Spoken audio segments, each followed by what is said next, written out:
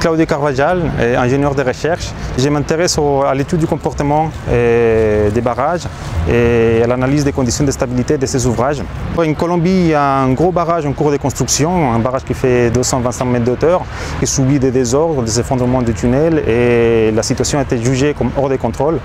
Et suite à cette situation, le gouvernement colombien il a demandé de l'aide internationale auprès de l'ONU pour partir en mission sur ces barrages. Donc on voit que la situation c'est très dangereux, il y a un contexte qui est assez délicat, donc on n'est pas fier avant de partir en mission comme ça. On n'a pas beaucoup de temps, il faut aller sur le terrain, analyser les plans les plus pertinents, avoir des réunions de travail avec des ingénieurs, des panels d'experts internationaux et rendre compte directement au ministre qui vous pose la question et alors quelle est la situation du barrage et qu'est-ce qu'on fait. Après, on était une équipe de 4 experts donc, qui ont été assez complémentaires.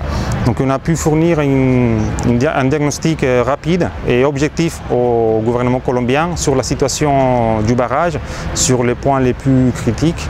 Et on a pu donner des recommandations immédiates, mais aussi à moyen et long terme sur la situation pour sécuriser le barrage et pour la sécurité des populations en aval.